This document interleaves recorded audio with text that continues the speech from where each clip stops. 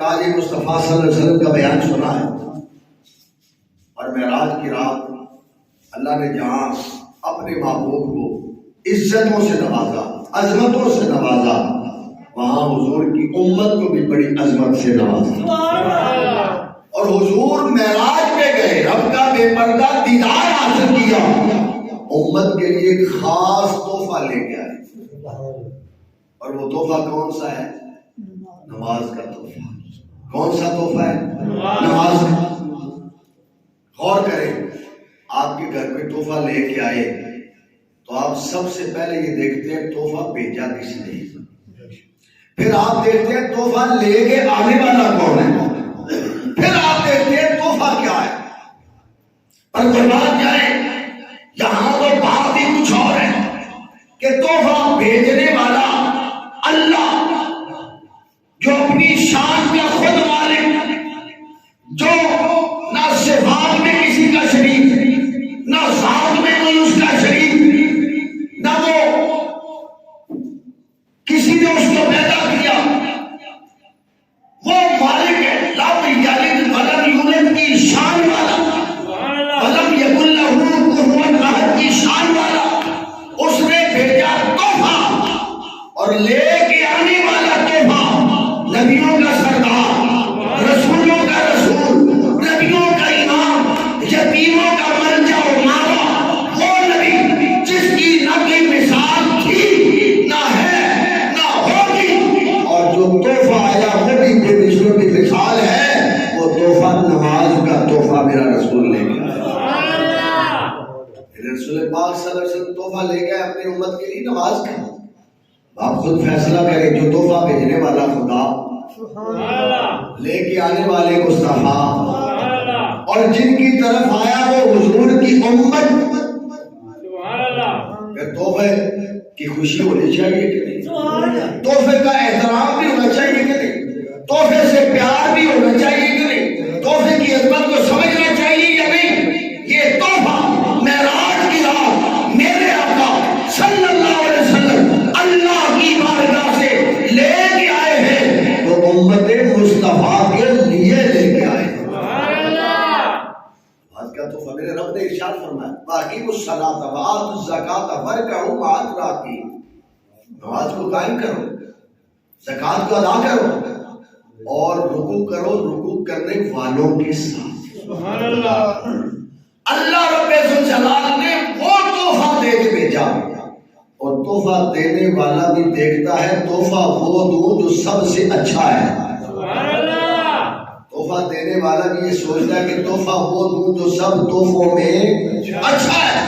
اللہ نے تحفہ بھیجا اپنے نبی کی امت کے لیے نماز کا۔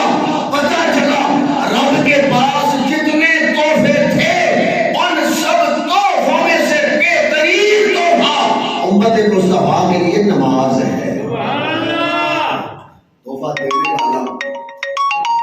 دینے والا بھی عام تحفہ تو نہیں نہ دیتا، تحفہ دینے والا توجہ نہیں کرے، تحفہ دینے والا کوئی عام تحفہ تو نہیں دیتا، تحفہ دینے والا تو کوئی تحفہ خاص ہی دیتا ہے۔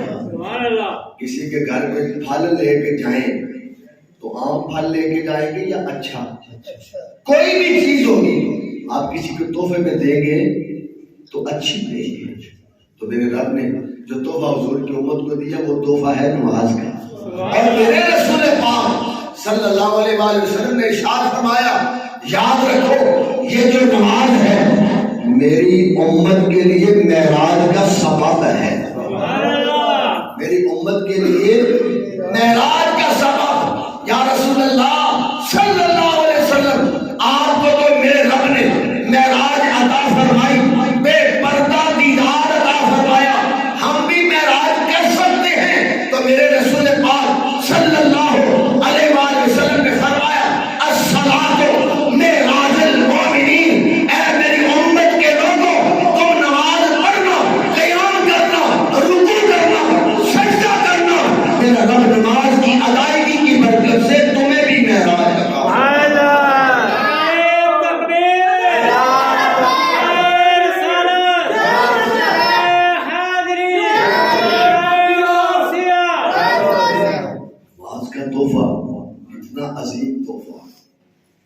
کتنا عظیم تحفہ.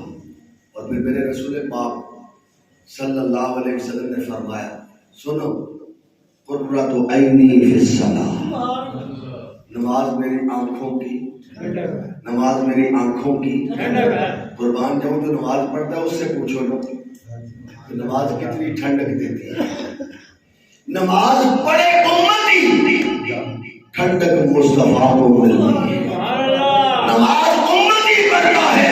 میرے رسول پاک نے فرمایا سنو مومنو سن لو، نماز مصطفیٰ کی آنکھوں کی ٹھنڈک ہے. جو عبادت حضور کی آنکھوں کی ٹھنڈک ہو وہ عبادت کتنی افضل والا ہے، کتنی افضل والا ہے. آج تو نماز پنجگانہ ادا کرنے کا ایک بڑا مسئلہ بن گیا ہے نا. بعض بندے تو وہ اکثر جو نماز پڑھتے نہیں بیچارے، اللہ ان کو توفیق دے. آپ کہہ دیں آمین. اور جو پڑھتے ہیں یا تو وہ کم پڑھتے ہیں یا گھر میں پڑھ لیتے ہیں. اور قرآن میں اللہ کیا فرماتا ہے واقعی الصلاۃ وآتوا الزکاۃ وارکعوا مع الراکعین، نماز کو قائم کرو، زکوٰۃ کو ادا کرو، رکوع کرو رکوع کرنے والوں کے ساتھ. سبحان اللہ. اس آیت سے بات ثابت ہو گئی کہ نماز جماعت کے ساتھ پڑھنا فرض ہے. نماز جماعت سے پڑھنا فرض ہے. اگر کوئی غیر شرعی مسئلہ، غیر کوئی ایسا مسئلہ ہو کہ جو آپ کو شریعتی طور پہ رکاوٹ بن رہا ہو، ٹھیک ہے آپ اکیلے بھی پڑھ سکتے ہیں، لیکن میرا رب فرماتا ہے واقعی الصلاۃ وآتوا الزکاۃ وارکعوا مع الراکعین. اگر کوئی شرعی عذر نہیں تو پھر نماز مسجد میں جماعت کے ساتھ ادا کرو. اور نماز کے وقت کے لیے بھی میرے رب نے بیان کر دیا. میرے رب نے فرمایا سنو ان الصلاۃ کانت علی المؤمنین کتابا موقوتا، بے شک نماز مومنوں پر وقت مقررہ پر فرض کی ہے.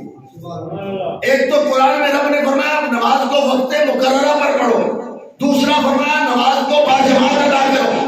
یا رسول اللہ صلی اللہ علیہ وسلم نماز پڑھنے سے اور جماعت کے ساتھ پڑھنے سے فائدہ کیا ہوگا؟ تو رسول پاک نے فرمایا صلی اللہ علیہ وسلم فرمایا سنو نماز جب تم پڑھو گے برکت تمہیں عطا کرے گی، نماز شفا تمہیں عطا کرے گی، نماز بے حیائی سے تمہیں بچائے گی، نماز برائی سے تمہیں روکے گی، نماز تمہاری آنکھوں میں حیا پیدا کرے گی، نماز تمہاری روزی میں برکت کا ذریعہ بنے گی، نماز تمہارے لیے دنیا آخرت میں نجات کا سبب بنے گی. اور جب نماز پڑھو گے تم اللہ کے بھی محبوب بن جاؤ گے، اللہ کے رسول کے بھی محبوب. خود فیصلہ کر لیں نماز کتنی بہترین عبادت ہے. اور اگر میں اس کو اور تھوڑا سا وضاحت کروں تو اللہ تعالیٰ نے حج کا ذکر فرمایا تو چند مقامات پر، زکوٰۃ کا حکم آیا تو کئی مقامات پر، لیکن جب نماز کا معاملہ آیا، نماز کا بیان آیا تو میرے رب نے قرآن میں 720 مرتبہ سے زیادہ نماز کا تذکرہ فرمایا. سبحان اللہ. اور ہر جگہ یہ فرمایا وَيُقِيمُونَ الصَّلَاةَ وَمِمَّا رَزَقْنَاهُمْ يُنْفِقُونَ. یہ فرمایا وَأَقِیمُوا الصَّلَاةَ وَآتُوا الزَّکَاةَ وَارْكَعُوا مَعَ الرَّاکِعِینَ. میرے رب نے قرآن مجید فرقان حمید میں بارہا کئی مقامات پر 720 سے زیادہ مرتبہ نماز کا حکم فرمایا، کیونکہ نماز تو بڑا عظیم، بہت عظیم عبادت ہے، بڑی عظیم عبادت. میں جب دوستوں کو کہتا ہوں نماز کے لیے یا نماز کی پابندی کیا کروں تو کئی میرے دوست برا بھی مناتے ہیں. اور ایک دن ایک میرا بھائی تو ایسے کہنے لگا، وہ کہنے لگا حضرت صاحب اور کام جڑا مرضی آخیا کرو مینوں نماز کا کام نہ آئے. آپ بتائیں رونا آتا ہے کہ نہیں؟ اور یقین جانے میری آنکھوں میں آنسو آ گئے اور میں حیرت میں ڈوب گیا. میں نے دل میں خیال کیا دیکھو لوگ خوش ہوتے ہیں کہ ہمیں اچھی بات کہیں، اور میرے رسول پاک نے امت مصطفیٰ پر، اپنی امت پر دین کی دعوت کو فرض کیا ہے. دین کی دعوت کو فرض کیا ہے کہ دین کی دعوت پہنچاؤ. صرف مولوی صاحب کا کام نہیں، ہر مسلمان کا یہ فرض ہے. آپ بتائیں باپ کا فرض ہے کہ نہیں اولاد کو چھت دینا؟ بولیے باپ کا فرض ہے اولاد کے رزق اور نان و نفقے کا خیال کرنا، ہے نا جی؟ فرض ہے نا. اور اگر کوئی یہ باپ کہ یہ کام میں نہ آکھو، جو دنیا کے فرض ہیں وہ تو ادا کرنے اور کرنے ہیں ہر حال لیکن یاد رکھیں میرے رسول پاک صلی اللہ علیہ وسلم نے اسی طرح فرمایا جس طرح تم پر اولاد کے اوپر اولاد کا نام نفقہ تمہارے اوپر فرض ہے نا کہ اپنی بساط کے مطابق ان کے اخراجات کا دھیان کرو، ذمہ داری ادا کرو، جوان ہونے تو ان کے نکاح کا انتظام کرو، اسی طرح بالکل میرے رسول پاک صلی اللہ علیہ وسلم نے فرمایا ہے کہ جو میرا امتی میرا کلمہ پڑھ کے میرا غلام بن جائے اس پر فرض ہے جتنی اس کی میں بساط ہے، جتنا وہ علم رکھتا ہے اس کے مطابق لوگوں کو دین کی دعوت دے۔ نعرہ تکبیر، نعرہ رسالت، نعرہ حیدری، نعرہ غوثیہ۔ میرے اس شخص نے بھائی نے جب مجھے کہا نا حضرت صاحب اور کو کام آکھیا کرو، اے نماز والا کام نہ مینوں آکھیا کرو، یقین جانے ذمہ داری سے کہہ تو میری آنکھوں میں آنسو آ گئے۔ مولا تیرے نبی کی امت پہ یہ گھڑیاں بھی آنے تھی، یہ لمحے بھی آنے تھے کہ نماز کا کہیں تو وہ برا بھی منائے کہ صرف برا نہیں بلکہ کہ یہ کام آسان ہونا کیا کرو۔ او بھائی تو خوش نصیب ہے، تجھے کوئی سمجھا رہا ہے، تو خوش نصیب ہے، تجھے کوئی دوزخ کے دروازے سے اٹھا کے جنت کے دروازے پہ کھڑا کرنے کی تیاری کر رہا ہے، تو خوش نصیب ہے، تجھے کوئی سمجھا رہا ہے تجھے۔ اور یہ شکر کر احسان مان حضور کا جس نے امت پہ یہ فرض کر دیا، نہیں تو پہلی امتوں پہ فرض نہیں تھا، پہلی امت کے نبیوں پر فرض تھا، اور 1,24,000 نبی آئے ہیں اس کام کے لیے، لیکن میرے نبی نے فرمایا میں خاتم النبیین بن کے آیا ہوں، میں اللہ کا آخری نبی ہوں، انا خاتم النبیین لا نبی بعدی، میں آخری نبی ہوں، میرے بعد کوئی نبی نہیں ہے۔ اے میری امت سنو، نبیوں کا کام ہے دعوت دین پیش کرنا، اور میں دنیا سے پردہ کر رہا ہوں، اب میرے بعد قیامت تک آنے والے آخری امتی کی یہ ذمہ داری ہے وہ خود بھی دین پہ عمل کرے اور میرے امتیوں تک بھی دین کا پیغام عام کرے، سبحان اللہ، اور پھر اس کا ثواب بھی چھوٹا نہیں ہے۔ میرے رسول پاک صلی اللہ علیہ وسلم میں میری امت کا جو فرد دین کی تبلیغ کرے گا اس کو بنی اسرائیل کے نبیوں کی تبلیغ دین کے برابر ملا ثواب عطا فرمائے۔ ثواب بھی تو چھوٹا نہیں، اگر کام چھوٹا نہیں تو پھر ثواب بھی تو چھوٹا نہیں، کتنا بڑا ثواب ہے۔ اور یہ ثواب صرف مولوی صاحب کو تو نہیں ملتا، کوئی میرا بھائی بھی کسی کو دعوت دے دے نیکی کو، اس کو یہ میرا رب ثواب عطا کرتا ہے۔ اور پنجابی جاتے ہیں جنہ گڑ پاؤ گے انہیں مٹھا ہوئے، پنجابی ہے نا گل کہ میں خود کر دیتی ہے جی، پنجابی نے یہ محاورہ ہے کہ